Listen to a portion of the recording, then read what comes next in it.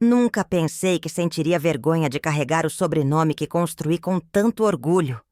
Mas foi exatamente isso que aconteceu na manhã de terça-feira, quando meu próprio filho assinou minha entrada num abrigo, como quem despacha uma encomenda pelos correios. Meu nome é Maria Oliveira Santos, tenho 74 anos e durante 42 deles trabalhei como empregada doméstica para sustentar meus 2 filhos após meu marido nos abandonar. Hoje, estou sentada numa cama que não é minha, num quarto que divido com 3 desconhecidas, tentando entender como uma vida inteira de dedicação terminou numa pilha de papéis assinados em 5 minutos. O dia começou normal. Eu estava arrumando o quintal da minha casinha quando ouvi o barulho do carro do João, meu filho mais velho. Ele desceu acompanhado da Ana, minha nora, e ambos tinham aquela expressão séria de quem vem resolver um problema pendente. "Mãe, precisa sentar? Temos uma conversa importante para ter", disse João, como se eu fosse uma criança que precisa ouvir bronca. Ana ficou em pé, segurando uma pasta de documentos que não saía das mãos dela. Durante 15 anos de casamento com meu filho, essa mulher nunca se dirigiu a mim com carinho, mas naquele dia estava especialmente distante. "Maria", começou ela, "conversamos muito em casa e chegamos a uma conclusão. Você precisa de cuidados profissionais. Não é mais seguro morar sozinha na sua idade." Tentei falar, explicar que me sentia bem, que cuidava da casa, do quintal, da minha rotina. Mas João me interrompeu. "Mãe, já decidimos. Encontramos um lugar muito bom, com pessoas da sua idade, com atividades, com enfermagem 24 horas. Você vai ser muito mais feliz lá do que aqui, sozinha." Sozinha? Essa palavra ecoou dentro de mim de um jeito que causou uma dor profunda. Eu não estava sozinha.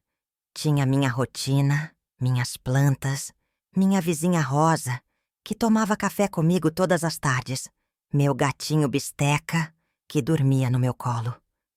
Ana abriu a pasta e colocou diversos papéis na mesa da cozinha. São só formalidades, assinatura de admissão, autorização médica, essas coisas. Quando peguei os papéis para ler, João suspirou impaciente. "Mãe, não precisa ficar lendo tudo. São papéis padrão. A gente já explicou o que é." Mas eu li mesmo assim. Cada linha, cada parágrafo. Anos limpando casas de gente rica me ensinaram a sempre ler tudo antes de assinar qualquer coisa.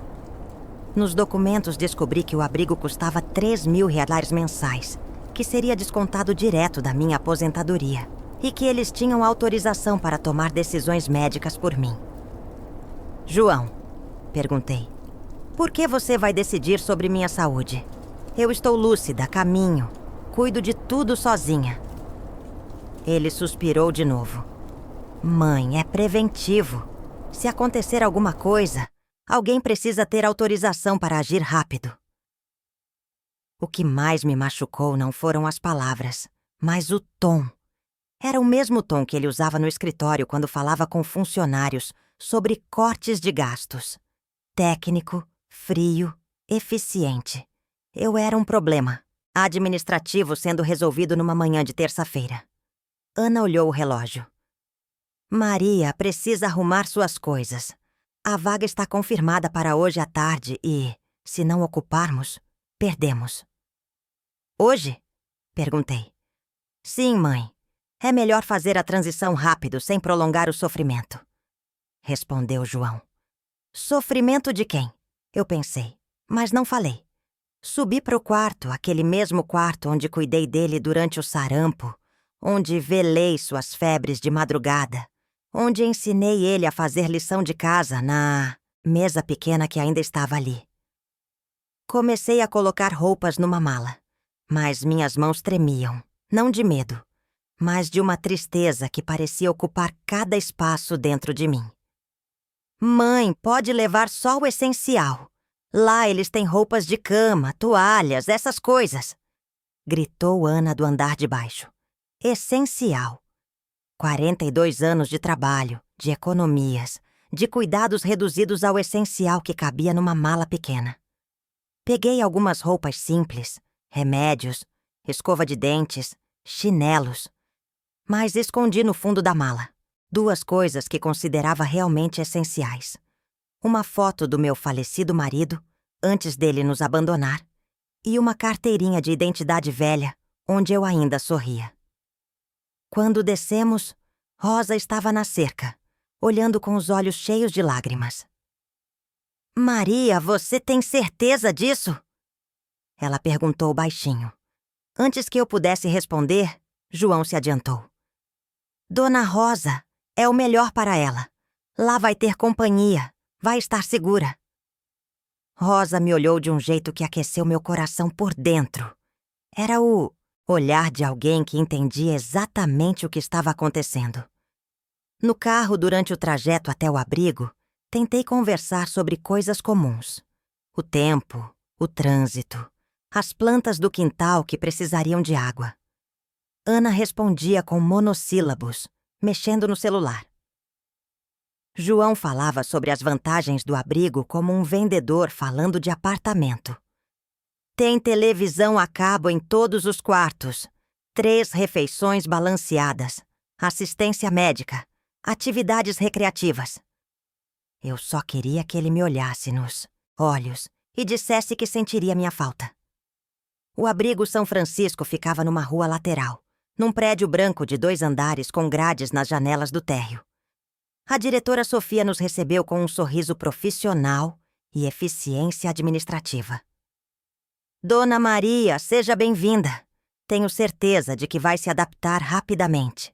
Temos uma rotina muito agradável aqui." Enquanto ela explicava horários de refeições, atividades e visitas permitidas, eu observava os outros idosos na sala comum.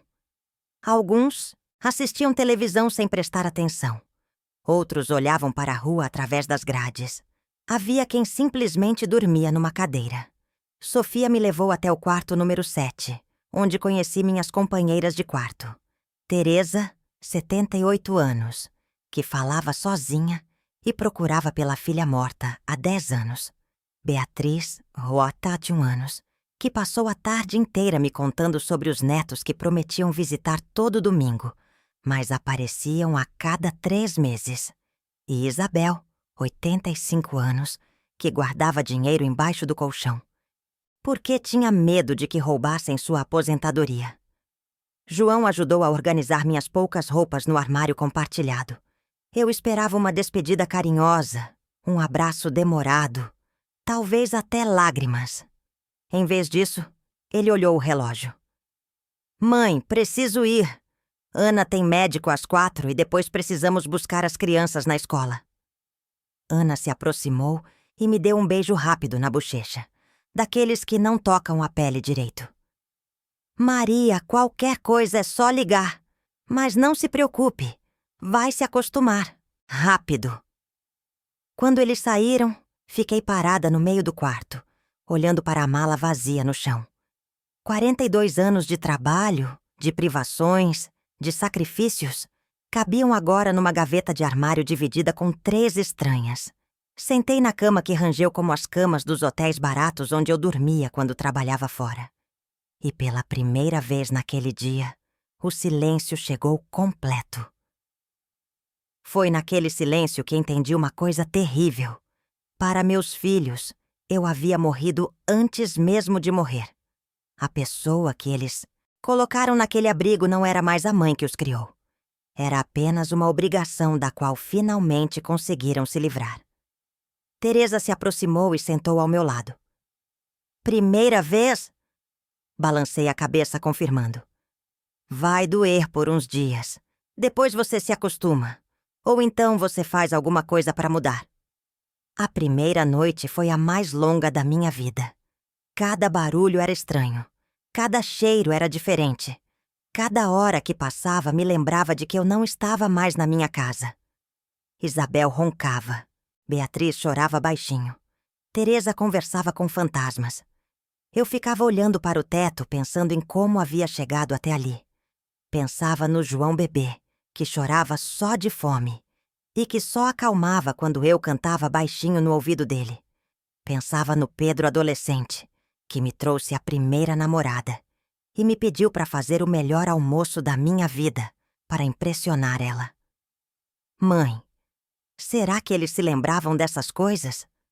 Será que, quando assinaram aqueles papéis, eles pensaram na mulher que trabalhou sábados e domingos para comprar presentes de Natal dignos? Será que consideraram a mãe que vendeu os poucos brincos de ouro que tinha para pagar cursinho do João? Ou só viam uma velha inconveniente que ocupava espaço numa casa que eles já estavam planejando vender? Na manhã seguinte, durante o café comum, conheci mais histórias. Dona Alzira me contou que foi colocada ali depois que a filha se casou novamente. O novo marido dela disse que não queria sogra em casa. Seu Antônio estava ali, porque o filho mudou para apartamento menor e não tinha quarto para pai. Cada história era uma variação do mesmo tema. Família que se livra do peso dos idosos quando eles param de ser úteis. Sofia fez questão de me mostrar todas as dependências do abrigo como se fosse um tour em hotel de luxo. Aí, olha que sala de TV bonita, olha o jardim, olha a cozinha profissional.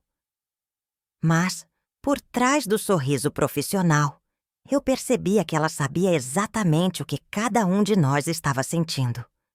Dona Maria, ela me disse quando estávamos sozinhas. Sei que é difícil no início, mas a senhora vai ver que aqui tem carinho, tem cuidado, às vezes mais do que tinham na própria casa. Na segunda noite, Rosa me ligou no telefone público do corredor. Maria, meu bem, como você está? Sua voz preocupada me fez chorar pela primeira vez desde que cheguei. Rosa, eles nem ligaram para saber se cheguei bem. Eu criei 2 homens que não ligam nem para saber se a mãe dormiu direito na primeira noite num lugar estranho. Ela ficou em silêncio por um tempo antes de dizer: Maria, você sempre foi mais forte do que eles. Talvez seja a hora de mostrar isso. O fim de semana chegou sem nenhuma visita. Eu observava outras famílias chegando para ver seus parentes. Algumas traziam flores, doces, notícias de casa. Tinha pai que recebia netos pequenos e ficava radiante. Avó que era disputada por filhas que queriam levar para almoçar fora. Eu fiquei no jardim cuidando das plantas porque trabalhar com terra sempre me acalmou. Beatriz se aproximou. Eles não vieram? Não respondi simplesmente. Devem estar ocupados. Mas ela viu através da mentira. Filha, aqui você pode chorar. Ninguém vai julgar. Durante a primeira semana, estabeleci uma rotina. Acordava às 6 da manhã. Tomava banho antes das outras. Fazia exercícios na sala comum quando estava vazia. Ajudava na cozinha porque ficar parada me deixava ansiosa. Neuza, a cozinheira, disse que eu tinha jeito para temperos. A senhora deve ter cozinhado muito na vida. Cozinhei, respondi, mas sempre para outros. Agora estou aprendendo a cozinhar para mim mesma. Quinta-feira da segunda semana, recebi a primeira ligação de Pedro, meu filho mais novo. Mãe, como você está? Desculpa não ter ligado antes. Estava com muito trabalho. Sua voz soava diferente, distante. Conversamos por poucos minutos sobre coisas superficiais. Se eu estava comendo bem, se as pessoas eram simpáticas, se precisava de alguma coisa.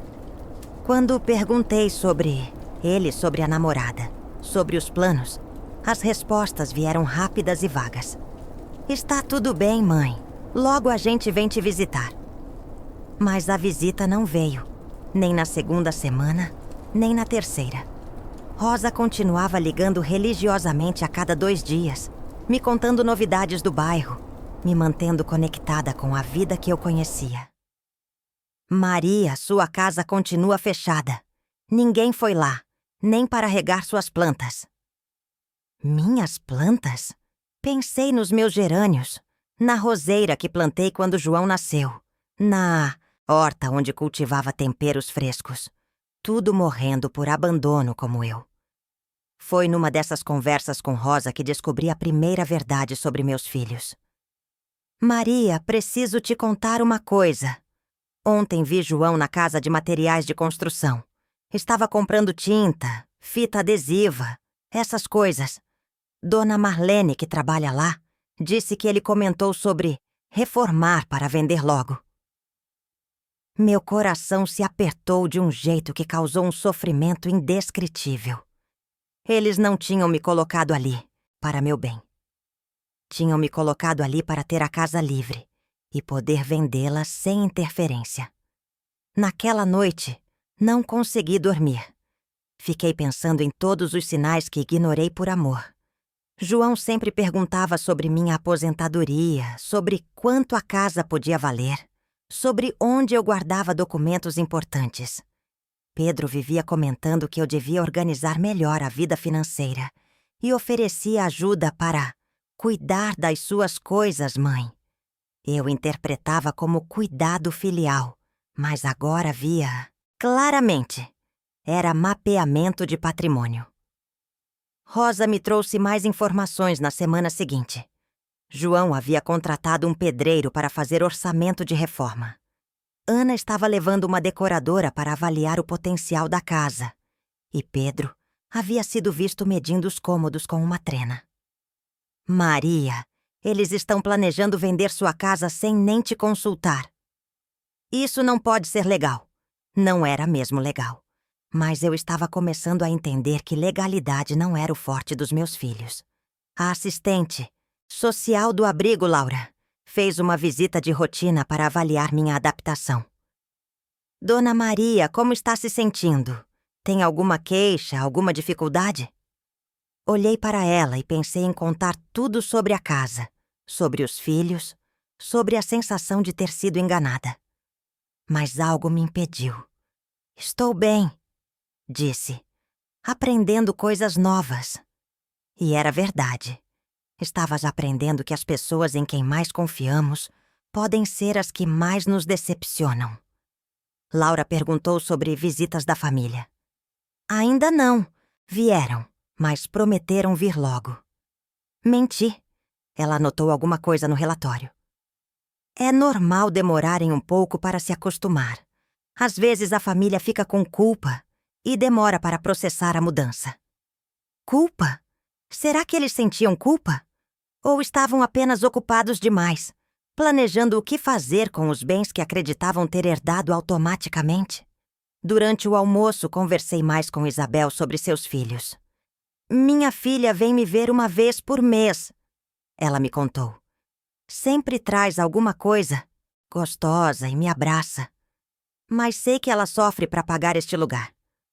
Já falei que posso ir para um abrigo público, mas ela não aceita. Senti uma pontada de inveja de Isabel. Pelo menos a filha dela fazia sacrifícios para mantê-la dignamente, enquanto os meus filhos tinham depositado a conta do meu abrigo diretamente na minha aposentadoria, como uma conta de luz. Terça-feira da terceira semana, Rosa me ligou agitada. Aconteceu uma coisa estranha. Um homem apareceu na sua casa hoje de manhã. Disse que era comprador interessado, que João havia marcado visita para ele conhecer a propriedade. Ele ficou medindo o terreno, fotografando tudo. Meu sangue gelou. Eles já estavam mostrando minha casa para compradores antes mesmo de conseguir transferir a propriedade. Era pressa demais, gananciosa demais, desrespeitosa demais. Rosa, pedi. Você pode fazer uma coisa para mim? Pode ir até aquela gaveta da cozinha, onde guardo papéis importantes, e ver se ainda está tudo lá? Ela foi e voltou com novidades que me deixaram sem fôlego. Maria, a gaveta estava revirada. Parece que alguém procurou alguma coisa específica. Documentos estão espalhados. Tem papel rasgado. Eles haviam invadido minha privacidade, vasculhado meus pertences, procurando escrituras, certidões, qualquer coisa que facilitasse a venda da propriedade. Naquela noite, Teresa se aproximou da minha cama. Maria, você está chorando? Não estou chorando, respondi. Estou pensando em quê? Ela insistiu. Em como às vezes a gente cria pessoas que não conhecemos de verdade. Teresa assentiu. Minha filha também mudou depois que eu fiquei viúva. Antes era carinhosa, me ligava todo dia. Depois descobriu que minha pensão não era tão grande quanto ela imaginava e começou a me tratar diferente. No final da 3ª semana, Sofia me chamou para conversar em particular. Dona Maria, seus filhos estão com a mensalidade atrasada. Ligaram dizendo que está havendo um problema bancário temporário, que resolveriam logo. Problema bancário temporário. Eles descobriram que minha aposentadoria não era suficiente para pagar 3.000 reais mensais e manter meu sustento básico. Descobriram que teriam que tirar dinheiro do próprio bolso para manter a mãe no abrigo que eles mesmos escolheram. Sofia, perguntei, o que acontece quando a família não consegue pagar? Ela hesitou antes de responder. Existem abrigos públicos, mas a lista de espera é longa e as condições são diferentes.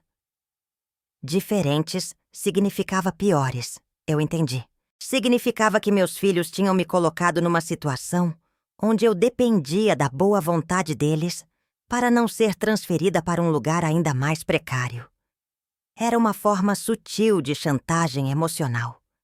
Laura me chamou para uma reunião sobre meu plano de vida no abrigo.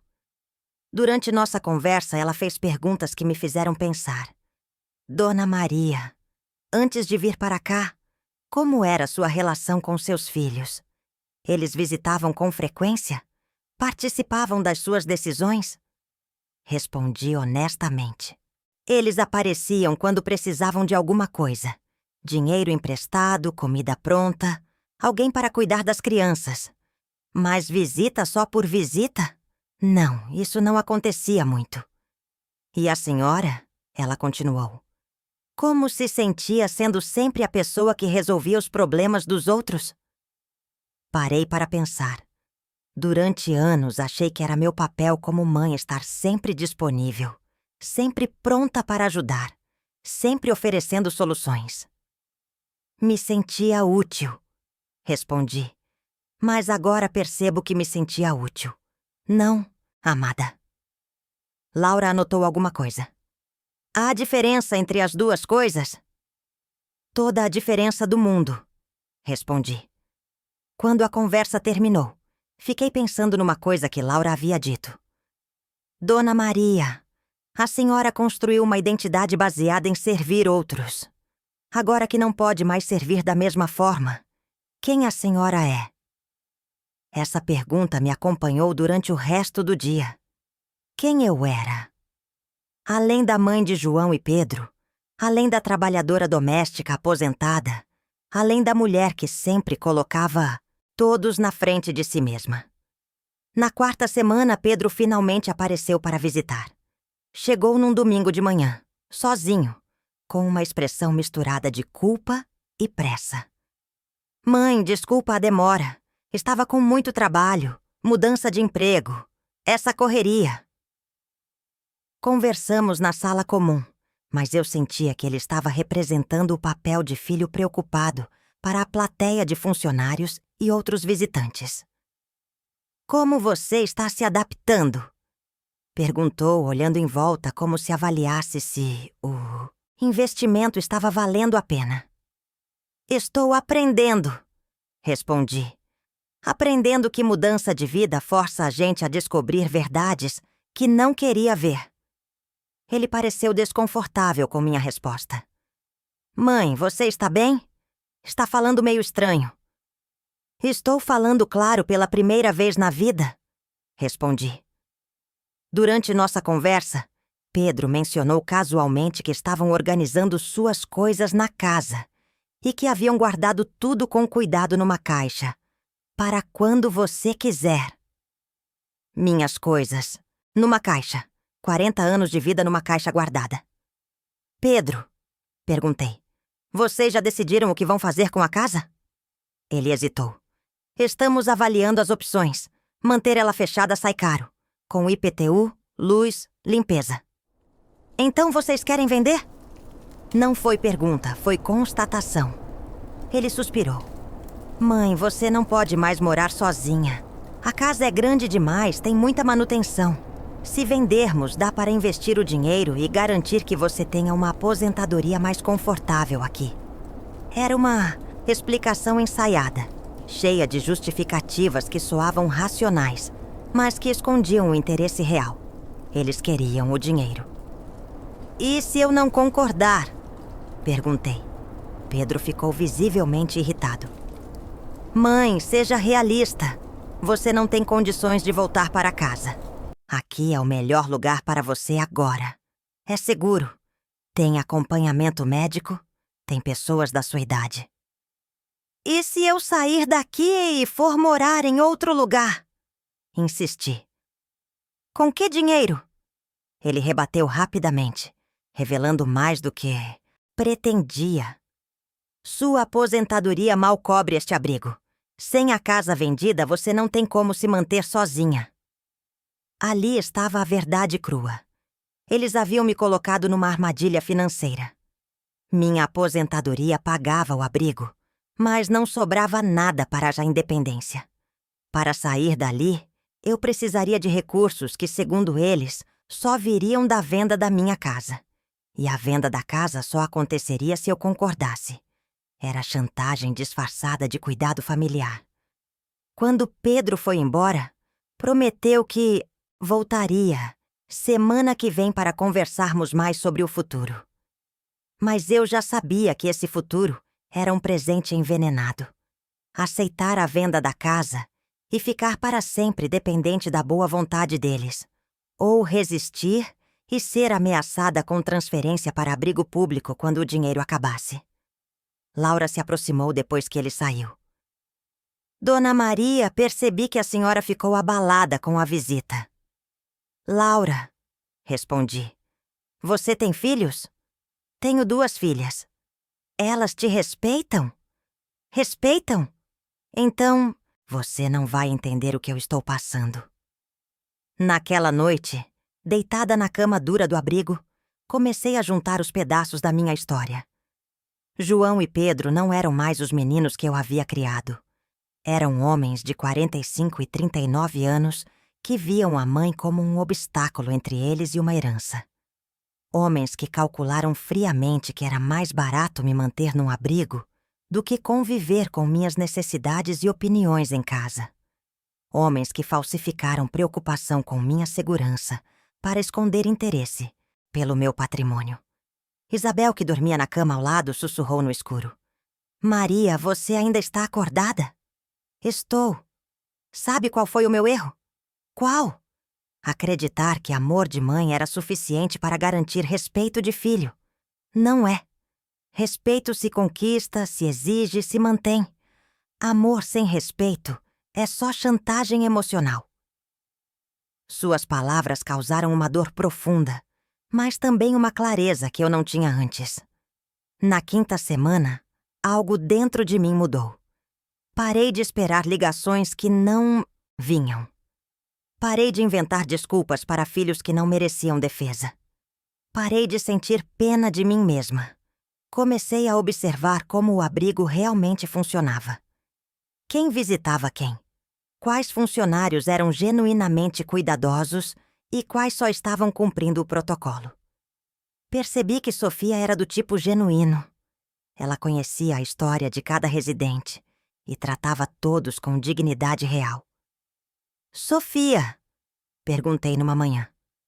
Qual é o perfil das famílias que mais visitam seus parentes aqui? Ela pensou, antes de responder. Famílias que tomaram a decisão por necessidade real, não por conveniência. Famílias que sentem que falharam em cuidar dos pais em casa, então compensam com atenção redobrada aqui. E as que menos visitam? Famílias que usaram o abrigo como solução para se livrar de um problema. A honestidade dela me tocou. Em qual categoria eu me encaixo? Perguntei. A senhora já sabe a resposta. Ela disse suavemente.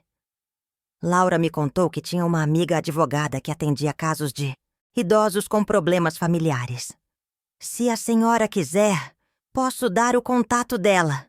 Não estou sugerindo nada, mas às vezes é bom saber quais são nossos direitos. Peguei o contato, mas não liguei imediatamente. Parte de mim ainda tinha a esperança de que meus filhos percebessem o erro, viessem me buscar, pedissem perdão genuíno. Outra parte já sabia que isso nunca aconteceria. Sexta-feira da quinta semana trouxe uma ligação inesperada de João. Sua voz soava tensa. Mãe, tenho um problema com a documentação da casa. Precisamos que você assine alguns papéis para regularizar a situação. Que situação? Problemas de cartório, questões burocráticas, nada demais. Mas precisa da sua assinatura. João, eu posso ir até aí para assinar, ou vocês podem vir aqui. Silêncio do outro lado. Não, mãe. É melhor você assinar lá mesmo no cartório. É mais oficial. Sofia ouviu a conversa e me deu um conselho precioso. Dona Maria, nunca assine nada sem ler tudo primeiro e sem ter alguém de confiança. Junto. Filhos nem sempre agem no interesse dos pais. Sua frase me atingiu como um raio de lucidez. Ela tinha razão. Eu estava sendo condicionada a confiar cegamente em pessoas que já haviam demonstrado que meus interesses não eram prioridade para elas. Rosa me trouxe a informação final que eu precisava. Maria, descobri que eles estão planejando. Marlene, do material de construção, me contou que João comentou sobre liberar a venda da casa da mãe e usar o dinheiro para investir no futuro das crianças. Maria, eles querem vender sua casa para bancar a vida deles, não para cuidar de você. Foi naquele momento, ouvindo aquelas palavras através do telefone público de um corredor frio de abrigo, que algo dentro de mim se transformou completamente. Não foi tristeza, não foi raiva, foi determinação. Uma determinação fria, calculada, definitiva. Isabel estava certa. Amor sem respeito era chantagem emocional. E eu havia sido vítima dessa chantagem por tempo demais. Rosa, disse com uma voz que não reconheci como minha. Você pode me fazer um favor? Claro, Maria. Amanhã de manhã, ligue para a advogada que Laura me indicou. Diga que preciso falar com ela urgentemente sobre proteção de patrimônio e direitos de idosos. Rosa ficou em silêncio por um momento antes de perguntar. Maria, você vai fazer alguma coisa? Vou fazer o que deveria ter feito há muito tempo. Me defender. E seus filhos? Meus filhos? Respondi, sentindo uma calma estranha tomar conta de mim. Estão prestes a aprender que subestimaram a mãe deles. Quando desliguei o telefone, Isabel estava me esperando no corredor. Percebi pelo seu tom de voz que alguma coisa mudou. Ela disse. Mudou, confirmei. Passei 5 semanas me sentindo vítima. Agora vou descobrir se ainda tenho força para ser protagonista da minha própria vida. Naquela noite, pela primeira vez desde que cheguei ao abrigo, dormi profundamente. Sonhei com minha casa, com meu quintal, com minhas plantas. Mas no sonho, eu não. Estava sozinha e abandonada. Eu estava de pé, firme, decidindo meu próprio destino. Quando acordei na manhã seguinte, soube que aquele sonho era, na verdade, uma promessa que estava fazendo para mim mesma. João e Pedro queriam que eu assinasse papéis. Perfeito. Mas desta vez eu não seria a mãe ingênua que assina sem entender. Seria a mulher de 74 anos que sobreviveu a 42 anos de trabalho duro, que criou 2 filhos sozinha, que construiu um patrimônio com as próprias mãos. E essa mulher estava prestes a dar uma lição que eles nunca esqueceriam. A advogada Camila Carvalho chegou ao abrigo numa segunda-feira chuvosa. disfarçada de sobrinha distante que vinha fazer uma visita de cortesia.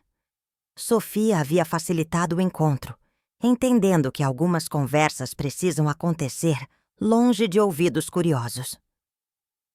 Sentamos na sala de visitas durante o horário da novela, quando a maioria dos residentes estava distraída com a televisão. Dona Maria! Camila começou em voz baixa. Rosa me explicou sua situação por telefone. Antes de mais nada, preciso que a senhora entenda uma coisa. Seus filhos não podem vender sua casa sem sua autorização expressa e presenciada por cartório. Se eles tentarem fazer isso, é crime. Suas palavras me trouxeram um alívio que eu não sentia há semanas, mas também uma raiva que queimava dentro do peito. Expliquei para Camila toda a situação. Como fui trazida para o abrigo, as promessas de visitas que nunca aconteceram, as conversas sobre vender a casa, os papéis que queriam que eu assinasse. Ela ouviu tudo fazendo anotações num caderno pequeno, balançando a cabeça com expressão de quem já havia visto essa história muitas vezes. Dona Maria, infelizmente, casos como o seu são mais comuns do que deveriam. Filhos que veem pais idosos como obstáculos para a herança antecipada. Camila, perguntei. Eu tenho algum direito, alguma proteção? Ela sorriu pela primeira vez. A senhora tem muitos direitos e vamos usar todos eles. Explicou que poderíamos criar procurações específicas, blindar o patrimônio, estabelecer cláusulas de proteção e, principalmente, documentar todas as tentativas de coerção que meus filhos estavam fazendo. Mas primeiro preciso saber: a senhora quer se vingar ou quer se proteger? Quero me proteger, respondi sem hesitar. A vingança eles vão sentir naturalmente quando perceberem que não conseguiram me enganar. Quando Camila saiu, fiquei sozinha com meus pensamentos pela primeira vez em semanas, sem me sentir completamente desamparada. Pela primeira vez, desde que chegara ali, eu tinha um plano, uma direção, uma forma de reagir que não fosse apenas aceitar passivamente o que decidissem fazer comigo. Isabel se aproximou. Maria, você parece diferente hoje. Estou diferente, respondi. Estou lembrando de quem eu sou. Naquela noite, deitada na cama do abrigo, comecei a revisar mentalmente toda a minha história com João e Pedro. Não as memórias cor-de-rosa que uma mãe costuma guardar, mas a verdade crua dos fatos. João sempre foi calculista, mesmo criança. Quando queria alguma coisa, ele criava estratégias elaboradas para conseguir. Chorava na hora certa, elogiava na medida exata, prometia comportamentos que nunca cumpria depois que obtinha o que desejava. Lembrei de quando ele tinha 15 anos e queria uma bicicleta cara. Passou semanas me tratando como rainha, ajudando em casa, fazendo lições sem reclamar. Eu me desfiz de roupas, vendi algumas panelas boas, peguei dinheiro emprestado com vizinhas para comprar aquela bicicleta. No dia seguinte à compra, ele voltou a me tratar com indiferença. Quando questionei, ele disse: Mãe, você está sendo dramática. Eu só estava ocupado com outras coisas. Naquela época, interpretei como comportamento normal de adolescente. Hoje vejo que era o primeiro ensaio da frieza que ele demonstraria pelo resto da vida. Pedro era diferente, mas não necessariamente melhor. Ele usava a sensibilidade como ferramenta de manipulação. Chorava quando queria alguma coisa. Fazia cara de vítima quando era contrariado. Sempre conseguia que eu sentisse pena dele em vez de educá-lo adequadamente. Aos 20 anos, quando estava desempregado, ele aparecia em casa todo dia na hora do almoço com expressão triste, e eu acabava preparando comida para ele. Quando arranjou o emprego e perguntei se ele continuaria almoçando comigo, ele respondeu: Mãe, agora vou almoçar com os colegas. É melhor para fazer networking. As memórias vinham em ondas, cada uma revelando padrões que eu havia escolhido ignorar por amor maternal, como quando João se casou e eu ofereci para cozinhar a ceia de Natal para toda a família. Passei 3 dias preparando tudo. Gastei quase 1 mês de aposentadoria em ingredientes especiais. No dia da ceia, Ana chegou com uma lista de críticas. A mesa não estava elegante o suficiente. Faltavam aperitivos sofisticados. O vinho que comprei era muito simples. Ela trouxe coisas de casa dela para complementar minha ceia, como se eu fosse incapaz de receber dignamente minha própria família. João não só permitiu que ela me humilhasse na minha própria casa, como concordou com os comentários dela. Mãe, da próxima vez a gente pode fazer um rateio para contratar um buffet profissional. Fica mais fácil para você também. Mais fácil para mim significava que eu continuaria pagando, mas sem ter o trabalho de cozinhar, nem o prazer de servir minha família com minhas próprias mãos. Era uma forma eficiente de me transformar em financiadora invisível das festividades familiares. Pedro tinha suas próprias formas de me usar. Sempre que terminava um namoro, aparecia em casa deprimido e ficava semanas se alimentando do meu cuidado emocional. Eu ouvia suas mágoas, dava conselhos, cozinhava seus pratos favoritos, cuidava da roupa dele, oferecia o colo maternal que ele precisava para se recuperar. Quando estava melhor e arranjava outra namorada, desaparecia novamente. Mãe, agora estou numa fase nova da vida. Preciso me concentrar no relacionamento. Eu ficava sozinha até a próxima crise emocional dele. Laura, a assistente social, veio conversar comigo na terça-feira. Dona Maria, como está se sentindo? Tem dormido melhor? Tenho dormido, respondi, mas não por estar conformada, por estar planejando. Ela fez uma cara curiosa. Planejando o quê? Planejando como retomar o controle da minha própria vida. Laura sorriu. Isso é muito bom. Às vezes, um lugar como este pode ser o tempo e espaço que precisamos para reorganizar as prioridades. Durante nossa conversa, Laura me fez perguntas que me forçaram a enfrentar verdades dolorosas. Dona Maria, quando foi a última vez que seus filhos perguntaram sobre seus sonhos, seus planos, suas vontades pessoais? Pensei por muito tempo antes de responder. Não consigo lembrar de nenhuma vez. E quando foi a última vez que eles pediram sua opinião sobre algo importante para eles? Só quando precisavam de dinheiro emprestado, admiti. Aí eles perguntavam se eu achava o investimento importante. E sobre sua vida social? Eles se interessavam por suas amizades, seus hobbies, suas atividades? Essa pergunta me machucou mais que as outras. Não. João sempre disse que minhas amigas eram fofoqueiras de bairro e que eu devia ter cuidado com o que contava para elas. Pedro achava que meus passatempos eram coisas de velhinha e vivia sugerindo que eu arranjasse atividades mais produtivas. Laura anotou alguma coisa. Produtivas para quem? Para eles, imagino. Eles queriam que eu fizesse cursos de informática para ajudar com as crianças, curso de culinária para melhorar os almoços familiares, essas coisas. A conversa com Laura me fez perceber que meus filhos haviam sistematicamente me isolando de tudo que me dava prazer, independente deles. Minha amizade com Rosa era vista como perda de tempo. Meus cuidados com o jardim eram vistos como desperdício de energia.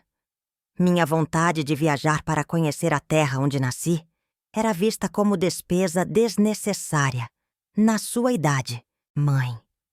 Eles me queriam disponível, útil, mas sem vida própria.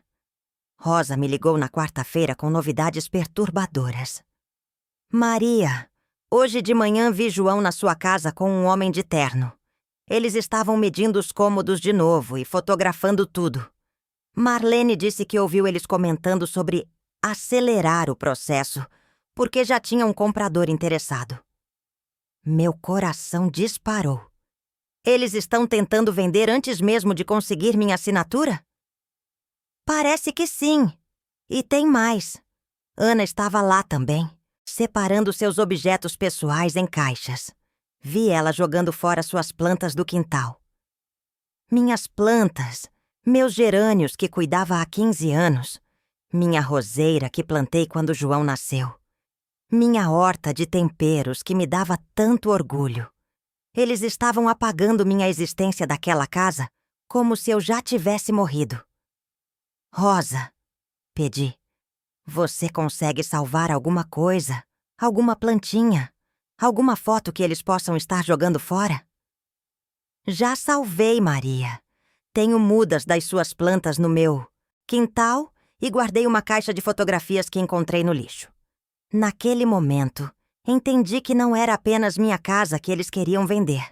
Era minha história que eles queriam apagar. Como se 74 anos de vida pudessem ser resumidos numa transação imobiliária. E 2 caixas de objetos pessoais da falecida. Porque era isso que eu era para eles. Uma falecida prematura, que ainda respirava e atrapalhava os planos de herança. Teresa se aproximou na hora do jantar. Maria, você parece brava hoje. Não estou brava, respondi. Estou determinada. Qual a diferença? Raiva é emocional e passa. Determinação é racional e permanece até o objetivo ser alcançado. Ela sorriu. Gostei dessa resposta. Minha filha também me subestimou por muito tempo.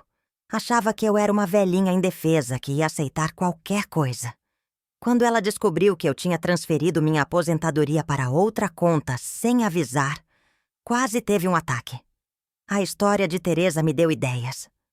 Como você fez isso? Fui ao banco sozinha. Expliquei que queria proteger meu dinheiro de familiares interesseiros e eles me ajudaram a criar uma conta que só eu posso movimentar. Minha filha só descobriu quando tentou usar meu cartão para pagar as próprias contas.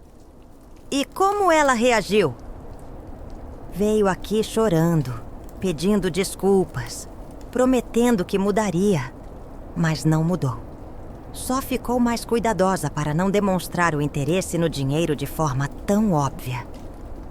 Quinta-feira trouxe uma visita inesperada de Pedro. Ele chegou agitado, nervoso, claramente incomodado com alguma coisa. Mãe, tem gente falando besteira sobre nossa família no bairro. Dona Rosa anda espalhando que estamos maltratando você, que tiramos você de casa à força. Rosa não estava espalhando nada. Estava investigando a meu pedido. Mas interessante como ele se importava com a opinião dos vizinhos. Pedro, respondi calmamente.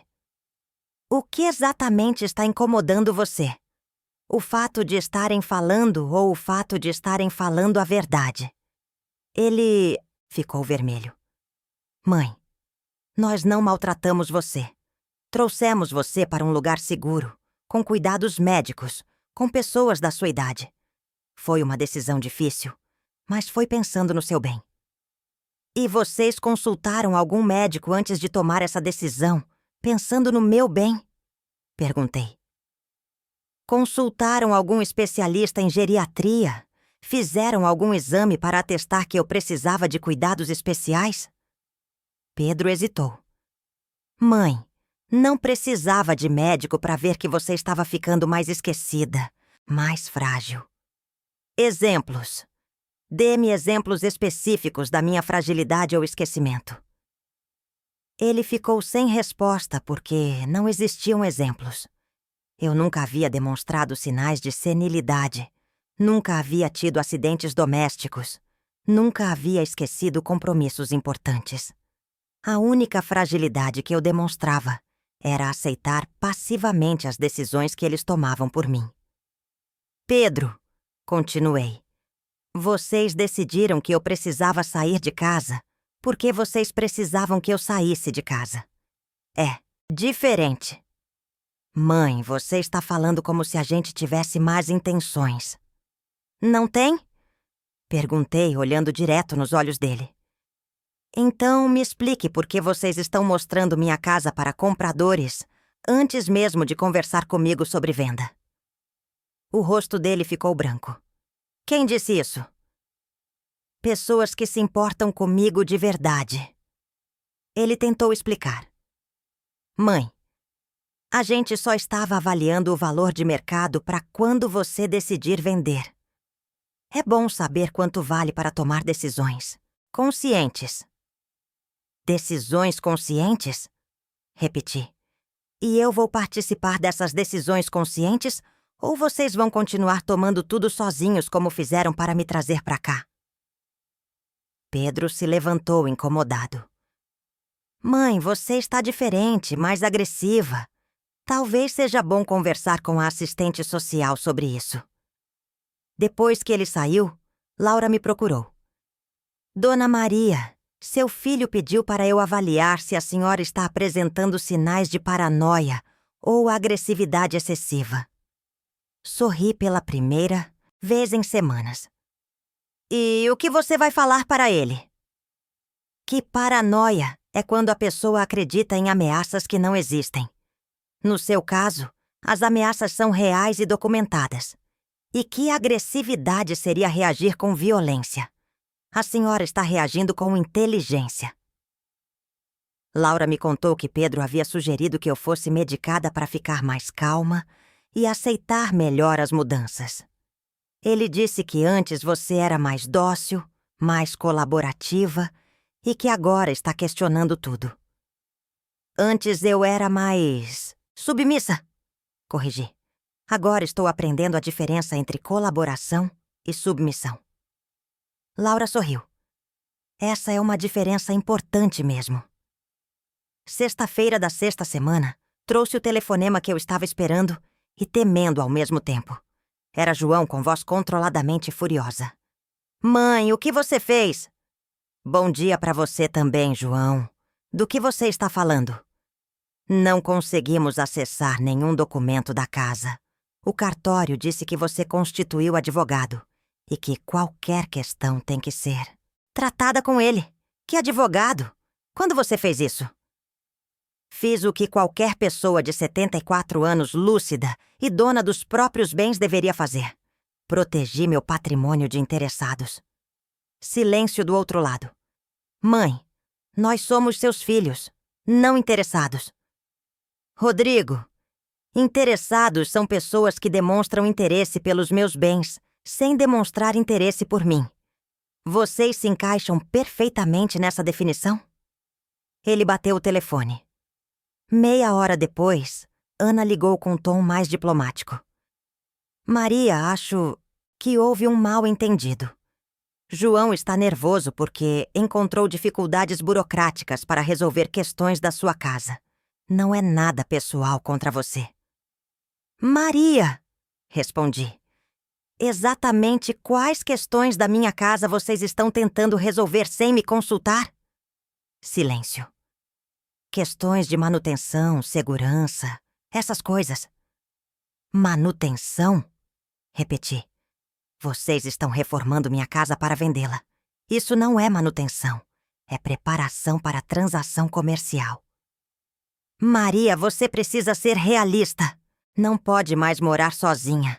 A casa está se deteriorando. É muito grande para você. Vender é o mais sensato. Sensato para quem? Perguntei. Para mim, que perderia minha independência financeira, ou para vocês que ganhariam acesso antecipado à herança? Ana desligou também. Camila me visitou no sábado para atualizar a situação legal. Dona Maria, seus filhos constituíram advogado e estão alegando que a senhora está sob influência de terceiros mal-intencionados. Querem pedir interdição por incapacidade mental. Meu sangue gelou. Eles podem fazer isso? Podem tentar, mas precisarão provar incapacidade mental com laudos médicos, de pelo menos 3 especialistas. E tenho certeza de que nenhum médico competente atestará isso. Camila, o que acontece se eles conseguirem? Se conseguissem, teriam direito de administrar seus bens como curadores, mas não vão conseguir, porque a senhora está totalmente lúcida, tem consciência das próprias decisões, demonstra capacidade de autodefesa e entendimento da realidade. Aliás, vou solicitar que Laura faça um relatório detalhado sobre sua capacidade mental durante o período que está aqui. Domingo foi dia de reflexão profunda. Sentei no jardim do abrigo, observando as outras famílias que vinham visitar seus parentes. Vi filhos que traziam flores, netos que corriam para abraçar a avó, famílias que almoçavam juntas na sala comum. Vi amor genuíno, cuidado real, relacionamentos baseados em afeto e não em interesse. E entendi que o que eu não tinha com meus filhos não era culpa minha, era escolha deles. Isabel se sentou ao meu lado. Maria, você está triste hoje?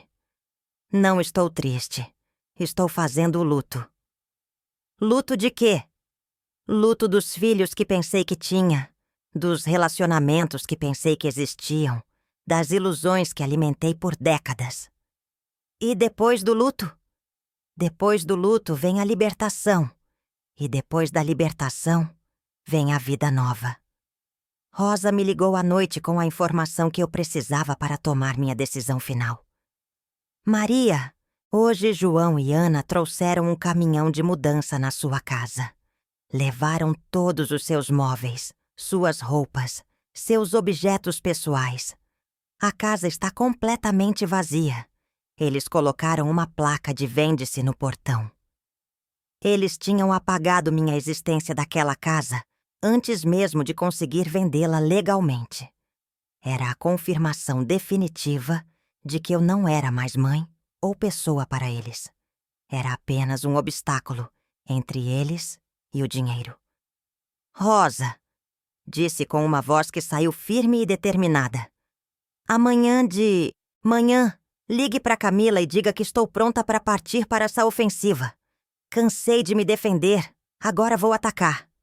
Aquela noite foi a última que dormi como vítima. Na manhã seguinte, eu acordaria como uma mulher de 74 anos, que finalmente havia entendido que respeito não se pede, se conquista, e que algumas lições só podem ser ensinadas da forma mais dura possível.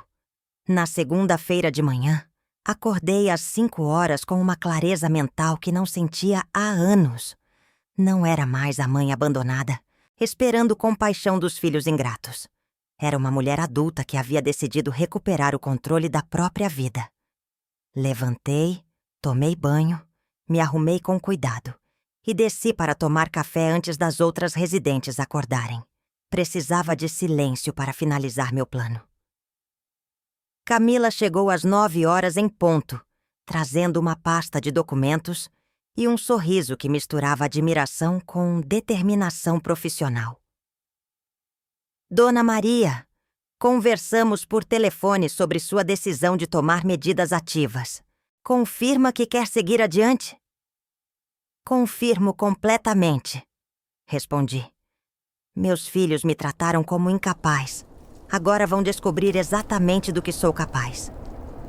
Sentamos na sala de visitas que Sofia havia reservado para nossa reunião. Camila abriu a pasta e espalhou documentos sobre a mesa baixa. Primeiro, vamos documentar todos os crimes que eles já cometeram. Invasão de domicílio, apropriação de bens móveis, tentativa de venda de imóvel sem autorização do proprietário, coação de idoso, abandono familiar. Cada item da lista era uma pedra a mais na construção da minha vingança legal. Segundo, Camila continuou, vamos blindar completamente seu patrimônio. Nenhum familiar poderá tomar decisões sobre seus bens sem autorização expressa e presenciada. Terceiro, vamos reverter sua situação aqui no abrigo. Você não foi internada por necessidade médica. Foi sequestrada por conveniência familiar. A palavra sequestrada me atingiu como um raio. Era exatamente isso que havia acontecido comigo. Camila me explicou que poderíamos entrar com representação criminal contra meus filhos por vários crimes, mas que seria um processo longo e doloroso. Dona Maria, existe uma alternativa mais eficiente e educativa. Podemos usar as próprias armas deles contra eles: surpresa, frieza calculada e golpe certeiro. Seus olhos brilhavam com a satisfação profissional de quem estava prestes a executar uma estratégia perfeita. Qual é o plano? Perguntei. Primeiro vamos retirar a senhora daqui hoje mesmo. Tenho contatos com uma casa de repouso privada de alto padrão, onde a senhora ficará temporariamente enquanto organizamos sua vida independente. Segundo, vamos cancelar todas as procurações que eles possam ter falsificado. Terceiro, amanhã de manhã eles vão receber uma intimação para comparecer ao meu escritório para tratar de questões legais urgentes relacionadas ao patrimônio da senhora. E depois? Depois, Dona Maria, a senhora vai dar a eles a chance de ouvir algumas verdades que precisam escutar há muito tempo. Camila sorriu. Só que desta vez a senhora estará numa posição de força, não de vulnerabilidade. Eles vão descobrir que a mãe dócil que conheciam nunca mais vai existir. O plano me encheu de uma energia que não sentia há décadas. Era como se cada célula do meu corpo estivesse despertando de um sono profundo. Camila, quando começamos? Agora. Sofia já sabe que a senhora vai sair hoje. Seus documentos estão prontos. O transporte está organizado. A nova casa de repouso é mais uma suíte de hotel para idosos independentes do que um abrigo tradicional. 2 horas depois, eu estava saindo do abrigo São Francisco pela última vez. Sofia me abraçou com carinho genuíno. Dona Maria, foi um prazer conhecê-la. A senhora mostrou para todas nós aqui que nunca é tarde para reagir. Laura me entregou um relatório detalhado sobre minha perfeita capacidade mental. Para quando precisar provar que está totalmente lúcida, ela disse piscando. Isabel, Teresa e as outras residentes se despediram de mim, como quem se despede de uma heroína partindo para a batalha. Maria, Isabel sussurrou. Quando você ganhar essa guerra, volte aqui para contar como foi. Tem muita mulher precisando aprender com seu exemplo. Prometi que voltaria para compartilhar a vitória. A casa de repouso Vila Serena era realmente outro mundo. Suítes individuais com banheiro privativo, televisão a cabo, frigobar, varanda com vista para jardim, serviço de quarto. 24 horas, biblioteca, sala de ginástica, piscina aquecida. Era um hotel 5 estrelas especializado em idosos independentes. Dona Maria, a gerente Sônia me explicou. Aqui a senhora tem toda a liberdade para sair, receber visitas, tomar suas próprias decisões. Somos apenas suporte, não tutores. Naquela primeira noite na Vila Serena, sentada na varanda da minha suíte, liguei para Rosa. Rosa, sou eu. Estou ligando de um lugar que você não conhece, mas não se preocupe. Estou bem, estou segura e estou me preparando para uma conversa muito importante com meus filhos. Maria, você sumiu. Fui ao abrigo e disseram que você havia saído com familiares. Não com familiares, com minha advogada. Rosa, amanhã às 2 da tarde, João e Pedro vão descobrir que subestimaram completamente a mãe deles.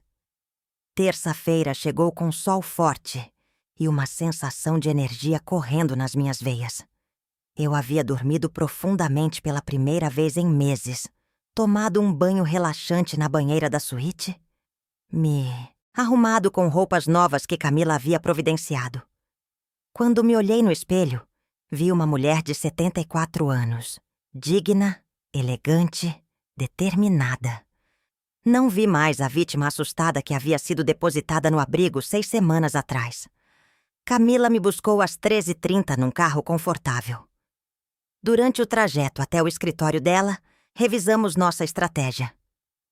Dona Maria, Eles vão chegar esperando encontrar a mãe submissa de sempre, talvez até gratos por ela ter voltado à razão. Em vez disso, vão encontrar uma mulher que conhece todos os direitos dela e todos os crimes que eles cometeram. E se eles tentarem me intimidar, estaremos gravando tudo legalmente. Qualquer tentativa de coação será mais uma prova contra eles. O escritório de Camila era elegante e imponente. Sala de reuniões com mesa de vidro, poltronas de couro, estantes repletas de códigos legais, diplomas na parede. Eu me senti poderosa só de estar ali, representada por uma profissional competente, documentada e protegida legalmente. Dona Maria, sente-se na cabeceira da mesa. Hoje você é a presidenta desta reunião. João e Pedro chegaram pontualmente às 14, acompanhados por um advogado que Camila conhecia de vista. Doutor Fernando, Camila cumprimentou o colega. Obrigada por comparecer. Imagino que seus clientes não explicaram exatamente a natureza desta reunião. Doutor Fernando pareceu confuso. Disseram que era uma questão de interdição de idoso incapaz e gestão de patrimônio. Não exatamente. Camila sorriu friamente. É uma reunião sobre crimes contra idoso, apropriação indébita, coação, abandono familiar e tentativa de estelionato. O rosto de Dr. Fernando ficou branco. João e Pedro ainda não haviam me visto, pois eu estava sentada de costas para a porta. Quando se viraram e me encontraram ali, elegantemente vestida, claramente lúcida e visivelmente determinada, a expressão de choque nos rostos deles foi impagável. Mãe, Pedro disse com voz insegura. O que você está fazendo aqui? Cadê o pessoal do abrigo? Por que você não está? Porque eu não estou onde vocês me colocaram? Completei a frase. Porque descobri que tenho direitos, que tenho voz e que tenho advogada competente. Sentem-se, temos muito que conversar. João tentou assumir controle da situação. Mãe, não sabemos que jogo é esse, mas você está sendo manipulada. Nós somos sua família. Estamos tentando cuidar de você. Cuidar? Repeti devagar. João, você pode me dar exemplos específicos de como vocês cuidaram de mim? Ele hesitou. Levamos você para um lugar seguro. Vocês me sequestraram. Corrigi. Levaram-me contra a minha vontade para um abrigo que eu não escolhi, usando documentos que não li completamente por motivos que não eram verdadeiros. Camila abriu uma pasta e espalhou fotografias sobre a mesa. Estas fotos mostram a casa de Dona Maria sendo esvaziada pelos senhores, sem autorização dela. Estas outras mostram a placa de vende-se sendo colocada na propriedade sem consentimento da dona. E esta documentação comprova tentativas de vocês acessarem informações bancárias e cartoriais sem procuração válida. Dr. Fernando olhou as evidências e sussurrou alguma coisa para João. Claramente estava aconselhando-os a recuar, mas João estava furioso demais para ouvir conselhos. Mãe, você está sendo ridícula. Somos seus filhos, não criminosos. São, respondi calmamente. Vocês cometeram vários crimes contra mim. Camila, pode ler a lista para eles? Camila pegou um documento e começou a ler. Invasão de domicílio, apropriação de bens móveis, coação de pessoa idosa, abandono de incapaz, tentativa de estelionato, falsificação de documentos. A cada item da lista, Dr. Fernando ficava mais pálido e Pedro mais nervoso. João mantinha a expressão desafiadora, mas eu via o medo crescendo em seus olhos. Agora, continuei, vou explicar para vocês o que vai acontecer. Primeiro, vocês vão devolver imediatamente todos os meus pertences que removeram da minha casa. Segundo, vocês vão cancelar qualquer negociação de venda da minha propriedade. Terceiro, Vocês nunca mais vão tomar decisões sobre minha vida sem minha autorização expressa e presenciada. Pedro tentou apelar para o emocional. Mãe, a gente só queria seu bem. Talvez erramos na forma, mas a intenção era boa. Pedro, respondi. Intenção boa seria perguntar o que eu queria antes de decidir o que era melhor para mim. Intenção boa seria me visitar no abrigo onde me colocaram. Intenção boa seria se importar com meu bem-estar emocional, não apenas com meus bens materiais. Camila continuou.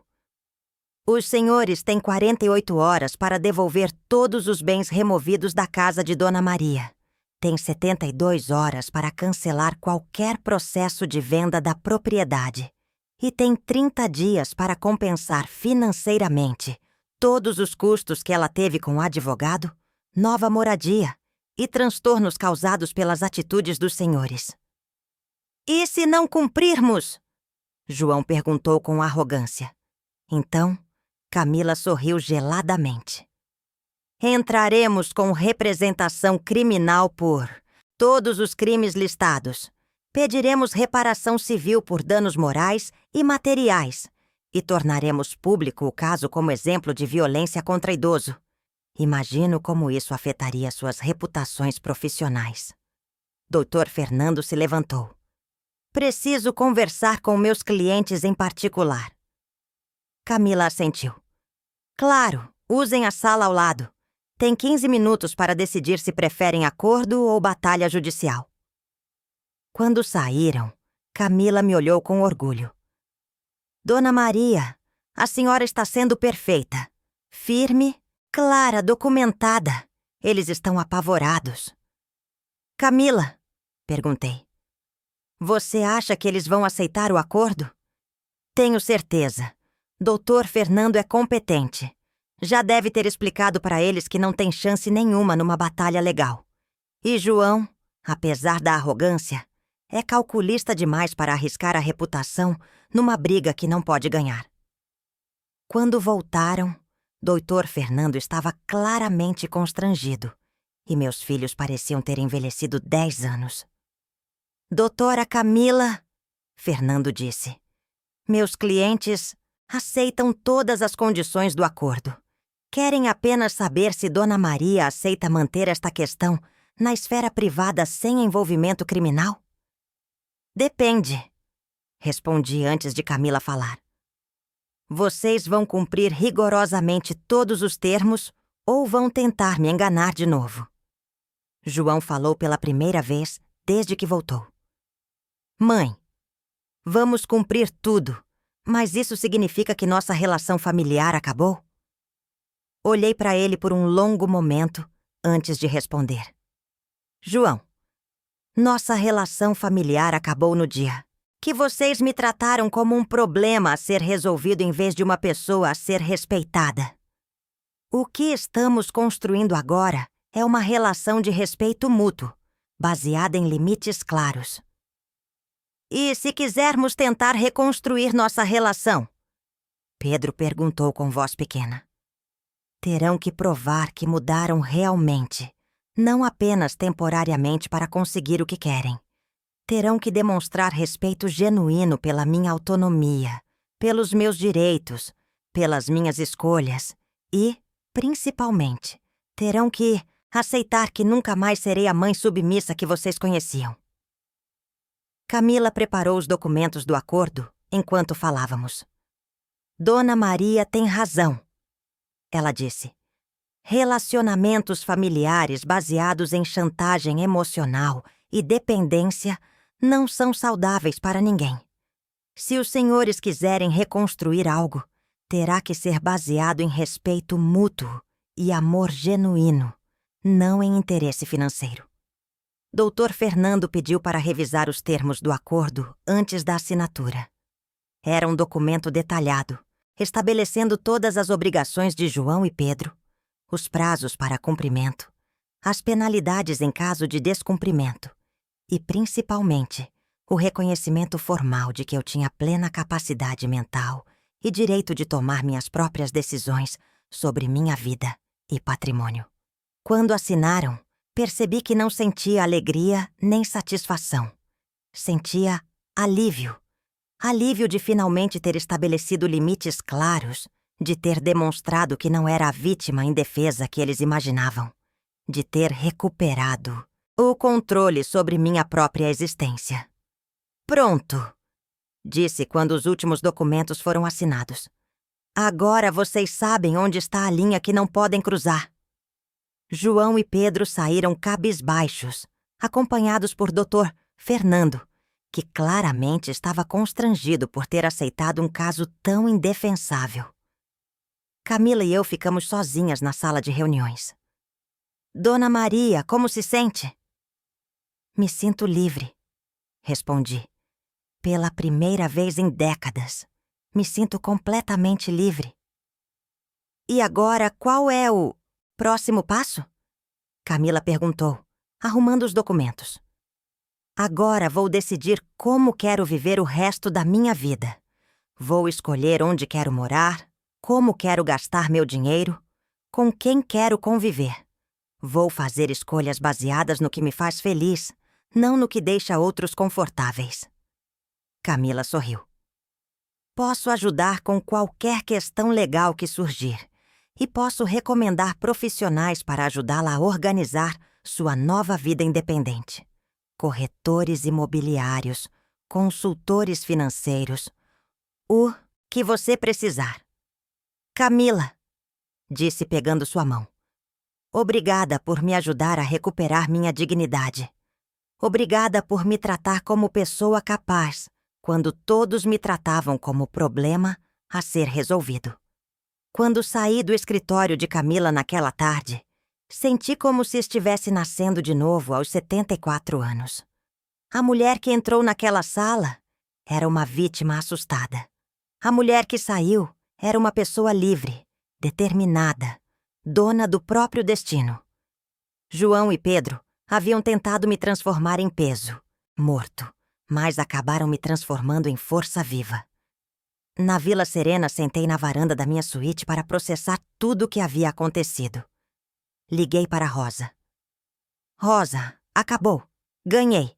Eles vão devolver tudo, cancelar a venda e nunca mais vão poder tomar decisões por mim sem minha autorização. Rosa chorou de alegria do outro lado da linha. Maria, estou tão orgulhosa de você. Você mostrou para eles que não se mexe com uma mulher forte. Rosa, continuei. Preciso tomar algumas decisões importantes sobre meu futuro. Vou precisar de uma amiga verdadeira para me aconselhar. Posso contar com você? Sempre, Maria, para o que der e vier. Primeiro, preciso decidir se quero voltar para casa ou começar uma vida nova em outro lugar. Segundo, preciso decidir se quero dar uma segunda chance para meus filhos ou manter distância definitiva. São decisões que vão definir como vou viver meus próximos anos. Naquela noite, deitada na cama confortável da Vila Serena, pensei em todas as possibilidades que se abriam na minha frente. Pela primeira vez em décadas, eu podia escolher meu futuro sem considerar a opinião, os interesses ou as necessidades de outras pessoas. Era uma liberdade assustadora e emocionante ao mesmo tempo. João e Pedro haviam tentado me tornar invisível, mas acabaram me tornando invencível. Haviam tentado me silenciar, mas acabaram me dando voz. Haviam tentado me diminuir, mas acabaram me fortalecendo. E agora, pela primeira vez na vida, eu ia descobrir quem realmente era Maria Oliveira Santos, quando tinha liberdade total para ser ela mesma. 2 semanas depois da reunião no escritório de Camila, eu estava de volta à minha casa pela primeira vez em quase 2 meses. A sensação era estranha. Parecia familiar e estrangeira ao mesmo tempo. João e Pedro haviam cumprido rigorosamente o acordo. Todos os meus móveis estavam de volta no lugar. Minhas roupas organizadas no guarda-roupa. Meus objetos pessoais cuidadosamente arrumados. Até a placa de vende-se havia sido removida do portão. Rosa me esperava na porta com lágrimas nos olhos e um buquê de flores do próprio jardim. Maria, bem-vinda de volta. Sua casa estava com saudades de você. Ela havia cuidado das plantas durante minha ausência, regado o quintal, mantido tudo limpo e organizado. Rosa, não sei como te agradecer. Você foi a única pessoa que realmente cuidou de mim durante essa tempestade toda. Caminhei pelos cômodos devagar, reconhecendo cada cantinho, cada móvel, cada quadro na parede. Mas alguma coisa havia mudado irreversivelmente. Eu havia mudado. Aquela casa não era mais apenas o lugar onde eu morava. Era o símbolo da minha vitória, da minha capacidade de lutar pelos meus direitos, da minha recusa em aceitar passivamente as decisões que outros tomavam por mim. Na cozinha, encontrei uma carta deixada sobre a mesa. Era de Pedro. Mãe, não sei se você vai ler isso, mas preciso escrever. Passei as últimas 2 semanas pensando em tudo o que aconteceu. Camila tinha razão. Nós não pensamos em você como pessoa. Pensamos em você como problema a ser resolvido. Nunca perguntamos o que você queria. Nunca consideramos seus sentimentos. Nunca respeitamos suas escolhas. Sei que dizer desculpa não apaga o que fizemos. Mas preciso que saiba que estou envergonhado do homem que me tornei. João ainda está bravo. Diz que você foi longe demais. Mas eu sei que fomos nós que fomos longe demais. Se um dia você quiser conversar comigo, vou estar aqui. Mas só se você quiser, no seu tempo, nas suas condições. Pedro. Dobrei a carta cuidadosamente e guardei numa gaveta. Era um primeiro passo. Pequeno, mas na direção certa. Pelo menos um dos meus filhos estava começando a entender a dimensão do que haviam feito comigo. Rosa observou minha reação. Boas notícias? Esperança, respondi. Ainda pequena, mas é esperança. Naquela primeira semana de volta, estabeleci uma nova rotina. Acordava cedo, cuidava do jardim, preparava meu café da manhã sem pressa, lia jornais na varanda. Era uma rotina simples, mas era minha rotina. Escolhida por mim, no meu ritmo, de acordo com meus gostos. Ninguém me apressava, ninguém me cobrava, ninguém decidia por mim que atividades eram apropriadas para a minha idade. Camila me visitou na quinta-feira para ver como estava me adaptando. Dona Maria, como está se sentindo de volta à sua casa? Como se fosse a primeira vez que realmente moro aqui, respondi. Durante anos, esta casa foi apenas o lugar onde eu servia aos outros. Agora é o lugar onde eu vivo. Camila sorriu. Essa é uma diferença fundamental. E seus filhos tentaram contato? Pedro deixou uma carta. João, nada. E como se sente em relação a isso? Camila perguntou. Aliviada. Não estou pronta para fingir que nada aconteceu só porque eles decidiram que já chega de consequências. Se quiserem reconstruir nossa relação, vai ser um processo longo, com muito trabalho da parte deles. Camila me trouxe novidades interessantes. Dona Maria, Doutor Fernando me procurou ontem. Disse que João está enfrentando problemas no trabalho por causa da nossa ação legal. Aparentemente, alguns colegas souberam da situação e estão questionando o caráter dele. E Pedro perdeu a namorada. Ela disse que não conseguia respeitar um homem que abandona a própria mãe num abrigo. As informações me causaram um sentimento complexo. Parte de mim sentia satisfação por eles estarem enfrentando consequências reais pelos próprios atos. Outra parte, a mãe que ainda existia dentro de mim, sentia pena de vê-los sofrendo. Camila, perguntei. Isso me faz uma pessoa ruim? Não, ela respondeu firmemente. Isso faz você uma pessoa normal.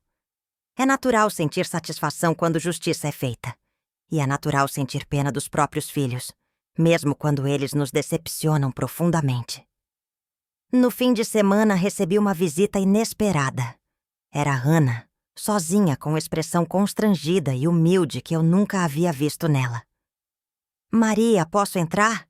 Preciso conversar com você. Hesitei, mas a curiosidade venceu o ressentimento. Pode entrar, mas se veio tentar me convencer de alguma coisa para ajudar João, está perdendo tempo. Ana se sentou na sala, claramente desconfortável. Maria, vim pedir desculpas, não pelos meus atos apenas, mas pelos meus pensamentos, pelos meus julgamentos, pela forma como sempre tratei você. Era a primeira vez em 15 anos que ela me falava com um tom respeitoso. Sempre achei que João cuidava demais de você, que você era dependente demais, que aproveitava da boa vontade dele. Agora entendo que era o contrário. Ele é que dependia de você financeira e emocionalmente. Continue, disse, curiosa para ver até onde ela ia com as revelações. Quando você sumiu do abrigo e apareceu naquela reunião com a advogada, foi como se uma cortina caísse dos meus olhos. Vi que você não era a velhinha indefesa que eu imaginava. Era uma mulher inteligente, preparada, capaz de se defender quando necessário. E percebi que todos nós, eu, João, Pedro, tínhamos criado uma versão conveniente de você na nossa cabeça. Ana continuou. João está furioso. Diz que você humilhou ele publicamente, que destruiu a reputação da família. Mas eu sei que fomos nós que humilhamos você primeiro, que destruímos sua dignidade primeiro. João não quer admitir, mas eu preciso admitir. Erramos feio. Era impressionante ver Ana, sempre tão arrogante, reconhecendo erros e pedindo desculpas genuínas. Ana, perguntei, o que você quer de mim? Perdão, reconciliação, que eu retire as ações. Legais? Não quero nada, ela respondeu, me surpreendendo. Eu só queria que você soubesse que pelo menos uma pessoa da família entendeu a lição que você nos deu e queria pedir desculpas pelos 15 anos de desrespeito. Você merecia ser tratada melhor, especialmente por mim. Depois que Ana saiu, fiquei pensando na conversa. Era claro que ela estava sendo sincera. Reconhecer erros publicamente não era fácil para uma pessoa orgulhosa como ela. Talvez algumas pessoas realmente fossem capazes de mudar, quando enfrentavam consequências reais pelos próprios atos. Talvez minha lição estivesse funcionando melhor do que eu imaginava. Na segunda semana, Rosa me trouxe fofocas do bairro que eram, ao mesmo tempo, engraçadas e reveladoras. Maria, você virou lenda aqui na região. As mulheres estão comentando como você enfrentou seus filhos ingratos. Dona Rosa disse que vai usar seu exemplo se os filhos dela tentarem alguma coisa parecida. Dona Carmen quer o telefone da sua advogada para organizar os próprios documentos. E o que estão falando dos meus filhos? Perguntei meio curiosa, meio preocupada. Que eles se deram mal quando mexeram com a pessoa errada. João não consegue mais fazer mercado no bairro sem receber olhares de reprovação. As pessoas cumprimentam ele mais friamente. Pedro anda cabisbaixo. Parece que está realmente arrependido. 2 semanas depois de voltar para casa, recebi um telefonema de Pedro. Sua voz soava diferente, mais madura, mais respeitosa. Mãe, sei que talvez você não queira falar comigo, mas preciso tentar. Posso te visitar? Não para pedir nada. Não para tentar te convencer de nada, só para te ver, para ter certeza de que você está bem. Aceitei a visita, mas estabeleci condições.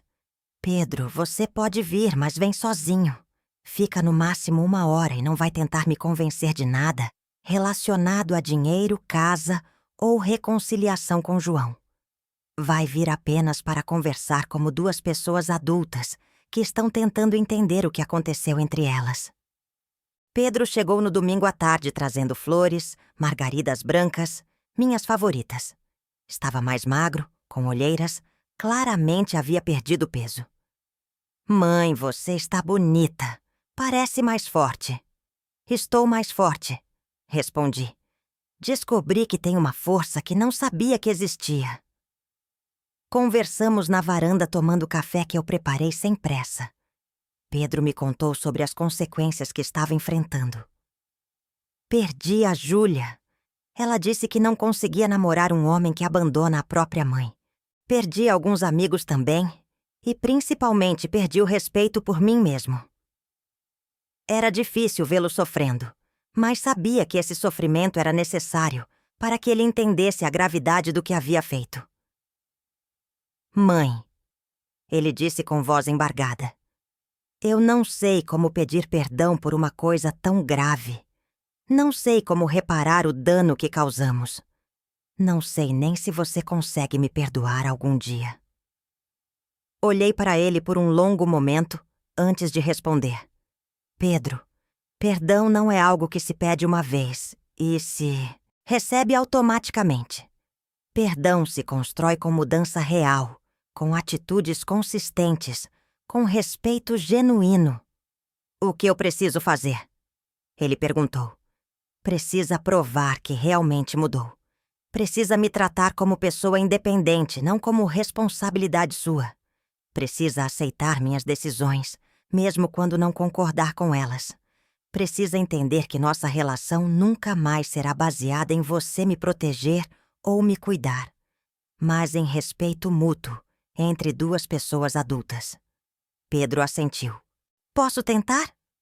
Não sei se vou conseguir apagar a imagem do filho terrível que me tornei, mas posso tentar me tornar o homem que você merece ter como filho. Não quero que você se torne o que eu mereço, corrigi. Quero que você se torne o homem que você quer ser. A diferença é fundamental. Quando Pedro foi embora, prometi que poderia me visitar quinzenalmente, desde que respeitasse meus limites e não tentasse interferir nas minhas decisões. Era um começo pequeno, mas honesto. E João? Ele perguntou na despedida.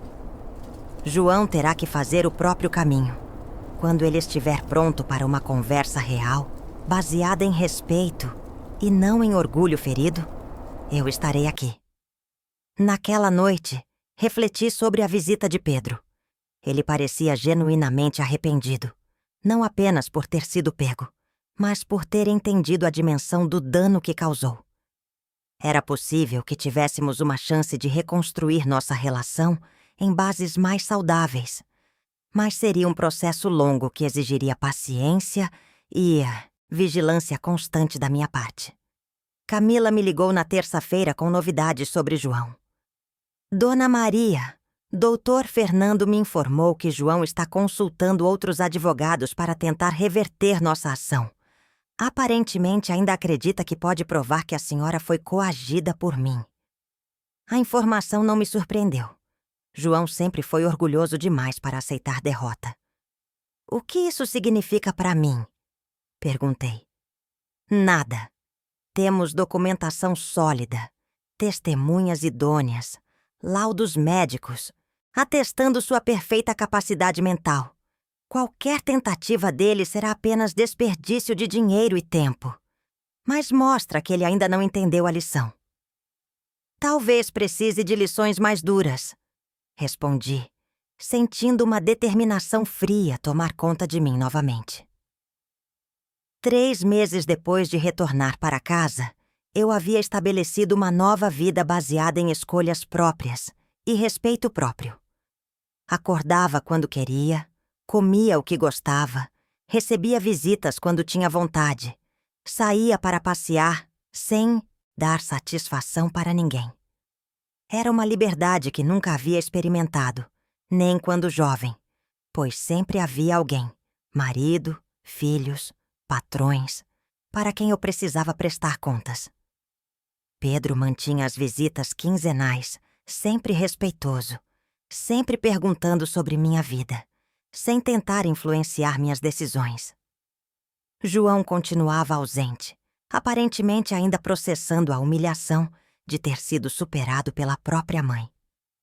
Ana mandava cartões ocasionais, sempre respeitosos, nunca cobrando nada em troca.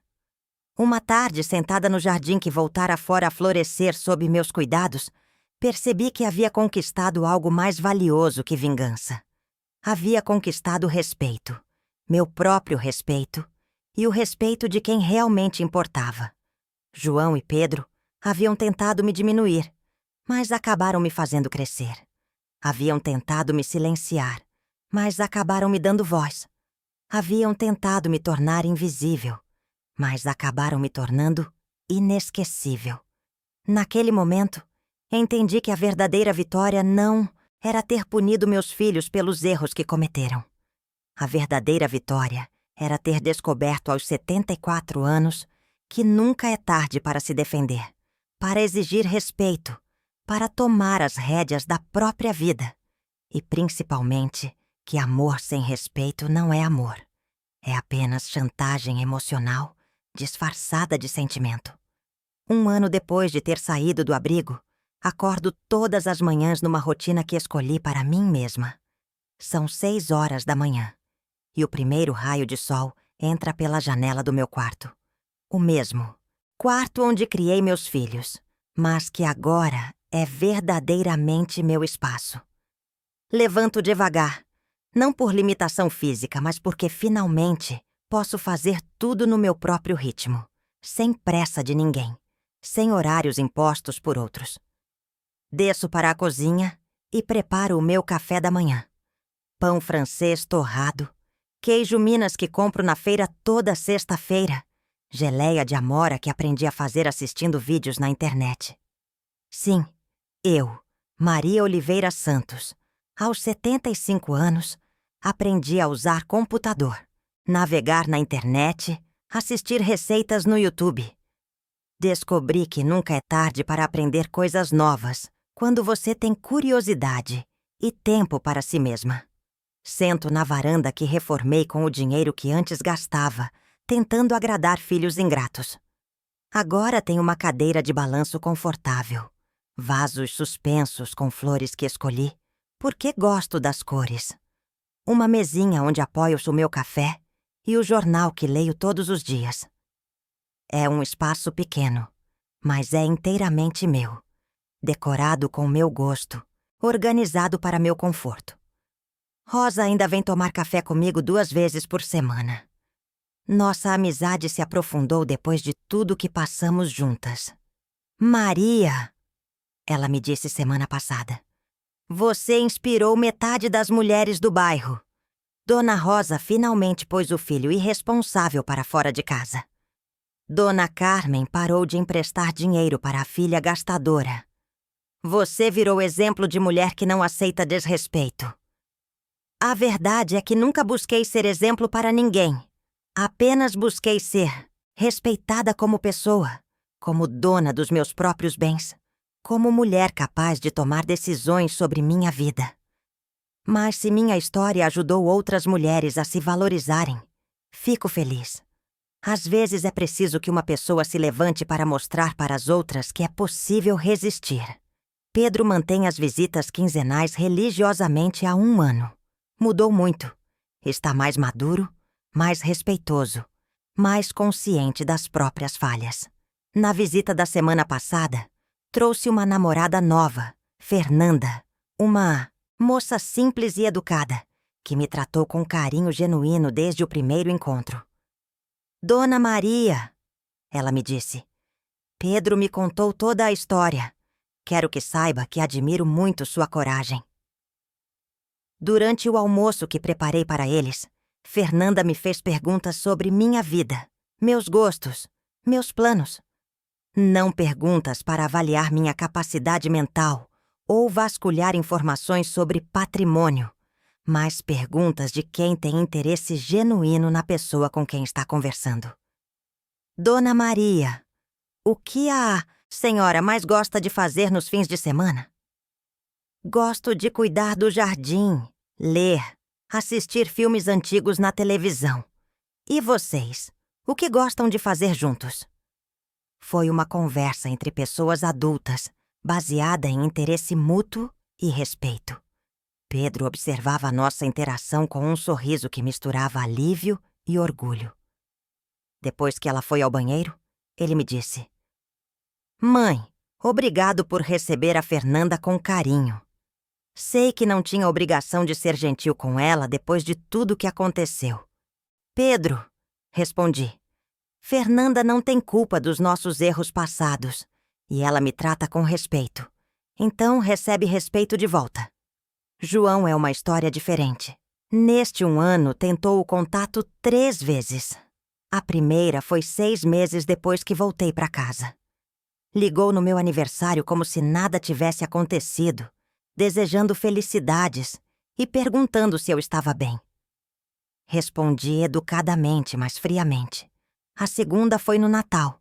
Apareceu na minha porta com Ana e as crianças, esperando ser recebido para a ceia tradicional. João, disse na porta sem convidá-los para entrar. Vocês não podem aparecer aqui esperando que eu haja como se nada tivesse acontecido. Não funciona assim. Ele ficou irritado. Mãe, já faz quase 1 ano. Até quando vai ficar magoada? Não estou magoada, corrigi. Estou protegida. Magoa passa com tempo. Proteção é permanente. A terceira tentativa foi há 2 meses, quando soube que eu havia feito um testamento blindado, deixando tudo para instituições de caridade, com apenas uma pequena parte para Pedro e nada para ele. Camila havia me aconselhado a tomar essa decisão para garantir que meus bens fossem usados para ajudar pessoas necessitadas, não para sustentar o estilo de vida de filhos que me viam apenas como fonte de renda. João chegou furioso. Mãe, você não pode fazer isso. Sou seu filho. Também tenho direito à herança. João, respondi calmamente. Você abriu mão dos seus direitos quando me tratou como peso morto. Herança é para filhos, que honram os pais, não para filhos que abandonam os pais em abrigos. Ele ameaçou contestar judicialmente. Vou provar que você foi influenciada por gente mal intencionada. Pode tentar, respondi. Mas vai descobrir que uma mulher de 75 anos, lúcida e independente, tem direito de fazer o que quiser com os próprios bens. Camila me visitou na semana seguinte para discutir as ameaças de João. Dona Maria, ele realmente constituiu advogado para contestar seu testamento.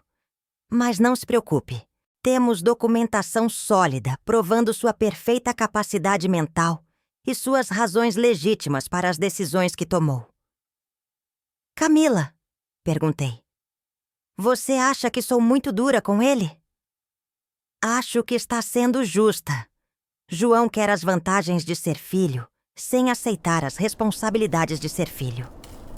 Sônia da Vila Serena me liga mensalmente para saber como estou. Desenvolvemos uma amizade inesperada durante minha estadia lá. Dona Maria, como está se adaptando à vida independente? Melhor do que imaginava. Descobri que gosto muito da minha própria companhia. E seus filhos? Um está aprendendo a me respeitar. O outro ainda está aprendendo que ações têm consequências. Sofia, do Abrigo São Francisco, me convidou para dar uma palestra para outras idosas sobre direitos e autodefesa. Dona Maria, sua história virou referência aqui. Queria que contasse para outras mulheres como conseguiu reverter uma situação de abandono familiar. Aceitei o convite porque entendi que minha experiência poderia ajudar outras pessoas em situações similares. Na palestra, que aconteceu numa tarde de quinta-feira, havia cerca de 20 mulheres entre 60 e 85 anos. Contei minha história sem dramatização, focando nos fatos e nas lições aprendidas. O mais importante, disse para elas, é entender que vocês têm direitos, têm voz, têm poder de decisão sobre suas próprias vidas. Família que não respeita não é família. É apenas grupo de pessoas que dividem DNA. Uma senhora de 78 anos, Dona Elisa, levantou a mão. Mas e se não tivermos dinheiro para advogado como a senhora teve? Existem advogados da Defensoria Pública, especializados em direitos de idosos. Respondi. Existem assistentes sociais preparadas para ajudar. Existem organizações de proteção ao idoso. O importante é não aceitar passivamente situações de desrespeito. Outra senhora, Dona Marta, perguntou. Mas como a senhora teve coragem? Não teve medo de ficar sozinha? Tive medo, admiti. Mas percebi que solidão escolhida é melhor que companhia desrespeitosa. Prefiro estar sozinha com dignidade do que acompanhada sem respeito. As mulheres aplaudiram essa frase, e algumas tinham lágrimas nos olhos. Depois da palestra, várias senhoras vieram conversar comigo individualmente. Dona Elisa me contou que o filho estava tentando convencê-la a vender o apartamento para investir melhor o dinheiro. Dona Marta disse que a filha controlava sua aposentadoria para evitar gastos desnecessários. Dona Beatriz revelou que os netos só apareciam quando precisavam de dinheiro para emergências, que nunca eram bem explicadas. Vocês percebem o padrão? Perguntei para o grupo. Família que realmente ama se interessa primeiro pela pessoa, depois pelos bens. Família interesseira se interessa primeiro pelos bens, depois inventa justificativas sobre proteger a pessoa. Foi como se uma lâmpada acendesse na cabeça de cada uma delas. Voltei para casa naquela tarde com sensação de missão cumprida. Não havia buscado ser palestrante ou conselheira. Mas se minha experiência pudesse ajudar outras mulheres a se defenderem, valia a pena compartilhar. Rosa me esperava com bolo de cenoura e curiosidade sobre como havia sido a palestra. Maria, você está virando celebridade entre as idosas da região. 3 meses depois da palestra, Sofia me ligou com novidades animadoras. Dona Maria, você não imagina o impacto que sua fala teve aqui. Dona Elisa constituiu advogado e descobriu que o filho estava tentando aplicar um golpe para tomar seu apartamento. Dona Marta retomou o controle da própria aposentadoria. Várias outras tomaram medidas para proteger seus patrimônios. As notícias me encheram de satisfação. Não satisfação de vingança, mas a satisfação de contribuição. Minha luta pessoal havia se transformado em ferramenta de empoderamento para outras mulheres. Sofia, perguntei, vocês querem que eu volte para dar outra palestra? Se a senhora puder, adoraríamos. Tem lista de espera de mulheres querendo ouvir sua história. Laura, a assistente social, me procurou com uma proposta inesperada. Dona Maria, estou escrevendo um artigo acadêmico sobre violência familiar contra idosos. Gostaria de incluir sua história como estudo de caso de resistência bem-sucedida. Obviamente, mudaria nomes e detalhes para preservar sua privacidade. Laura, respondi. Pode usar minha história verdadeira com nomes reais. Não tenho nada mais a esconder. Pelo contrário, quero que outros filhos vejam as consequências de tratar pais como objetos descartáveis. Pedro soube do artigo e veio conversar comigo sobre isso. Mãe, você tem certeza que quer que nossa história vire caso acadêmico? Tenho certeza, respondi. Vocês não se preocuparam com minha privacidade quando me puseram num abrigo contra a minha vontade. Agora eu não vou me preocupar com a privacidade de vocês quando conto a verdade sobre o que fizeram. Ele ficou pensativo. Mãe, isso não vai prejudicar minhas chances de reconstruir nossa relação?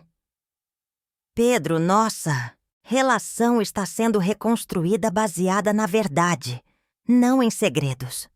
Se você realmente mudou, não vai ter problema com que as pessoas saibam como você era antes e como está tentando ser agora.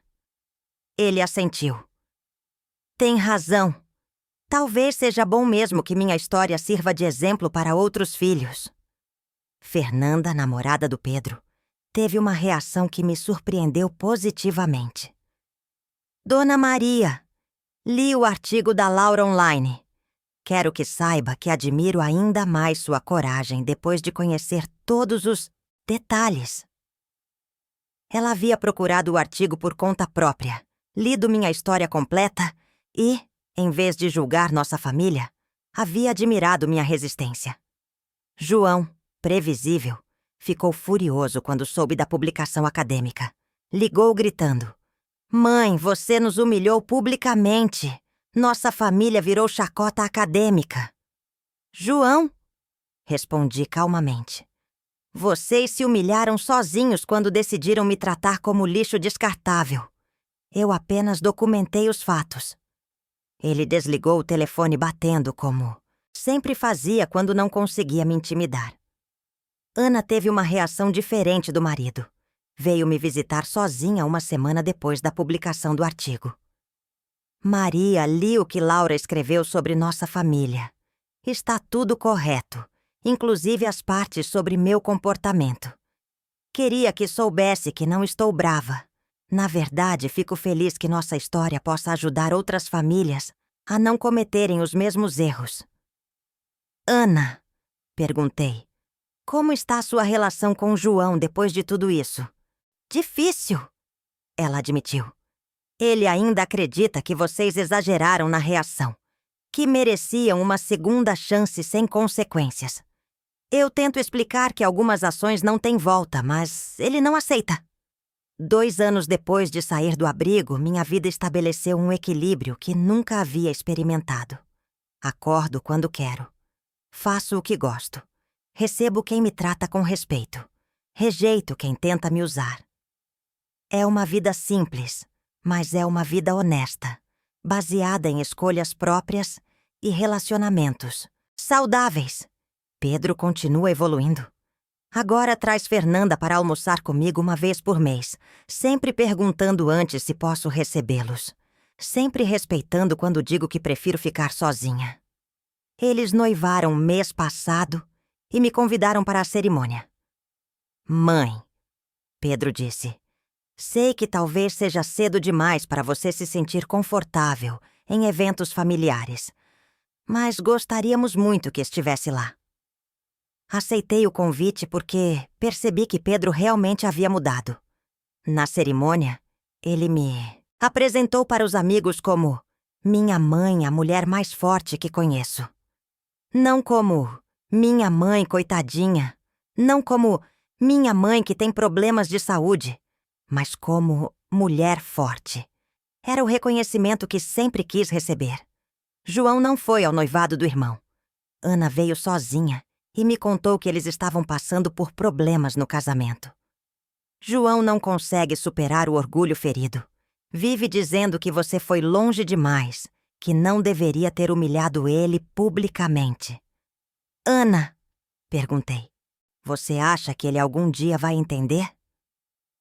"Sinceramente, não sei. João sempre teve dificuldade para admitir erros. E o que vocês fizeram conosco não foi erro pequeno. Foi erro que mudou tudo entre vocês."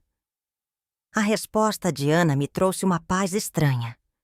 Durante muito tempo, guardei esperança de que João pedisse desculpas genuínas, reconhecesse seus erros, mudasse de comportamento. Agora entendo que algumas pessoas são incapazes de crescer emocionalmente, de aceitar responsabilidade pelos próprios atos, de construir relacionamentos baseados em respeito mútuo. Camila me visitou semana passada para atualizar meus documentos legais. "Dona Maria, como está se sentindo 2 anos depois de tudo o que aconteceu?" "Me sinto livre", respondi. "Livre da obrigação de agradar pessoas que não me respeitam. Livre da necessidade de justificar minhas decisões para quem não aceita minha autonomia. Livre para viver meus últimos anos do jeito que escolho."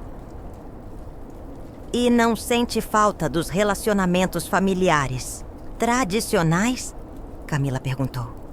"Sinto falta da ilusão que tinha sobre esses relacionamentos, mas não sinto falta da realidade que eles representavam. Desrespeito disfarçado de cuidado, interesse disfarçado de amor, controle disfarçado de proteção. Esta manhã, como todas as outras manhãs dos últimos 2 anos, acordo no meu próprio ritmo, em minha própria casa, dona das minhas próprias decisões. Preparo meu café, sento na varanda, leio o jornal, cuido das plantas. São atividades simples, mas são minhas atividades, escolhidas livremente, realizadas com prazer. Rosa chega às 9 horas para nosso café semanal. Maria, ela disse, acomodando na cadeira que reservo especialmente para ela. Você parece mais jovem agora do que 2 anos atrás. Me sinto mais jovem, respondo. Descobri que idade cronológica não tem nada a ver com vitalidade emocional. Quando você para de viver para agradar outros e começa a viver para si mesma, rejuvenesce por dentro. Olho para meu jardim florescendo, para minha casa organizada do meu jeito, para minha rotina construída com minhas preferências. Penso nos 2 anos que se passaram desde que saí do abrigo, nas lições que aprendi, nas pessoas que conheci, nas batalhas que venci. Penso em Pedro, que está aprendendo a ser homem de verdade. Penso em João, que ainda está preso no próprio orgulho. Penso em todas as mulheres que ouviram minha história e encontraram coragem para defender os próprios direitos. Sento na cadeira de balanço que comprei porque queria, não porque alguém achou apropriada para minha idade. Tomo meu café do jeito que gosto, não do jeito que alguém disse que era melhor para minha saúde. Leio as notícias que me interessam, não as que alguém filtrou como adequadas para mim. É uma vida simples, mas é uma vida autêntica. Fernanda me liga para confirmar o almoço de domingo. Dona Maria, posso trazer alguma coisa? Sobremesa, bebida? Só tragam vocês mesmos, respondo. E venham sem pressa. Agora temos tempo para conversar de verdade. É isso que tenho agora.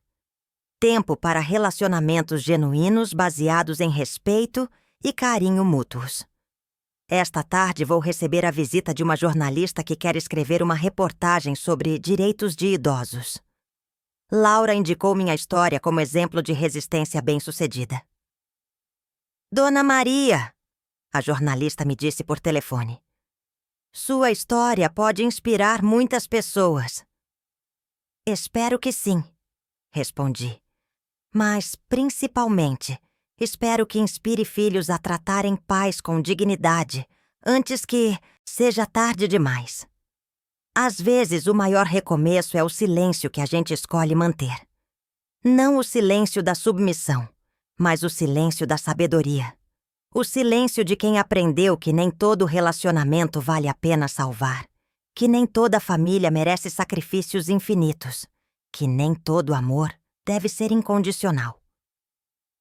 Escolhi manter silêncio sobre mágoas passadas, porque prefiro usar minha energia construindo um presente digno. Escolhi manter silêncio sobre ressentimentos, porque prefiro cultivar relacionamentos saudáveis com quem me valoriza. Escolhi manter silêncio sobre expectativas frustradas, porque prefiro viver realidades conquistadas. Estamos curiosos para saber até onde esta história chegou. De onde você está assistindo? Comente abaixo.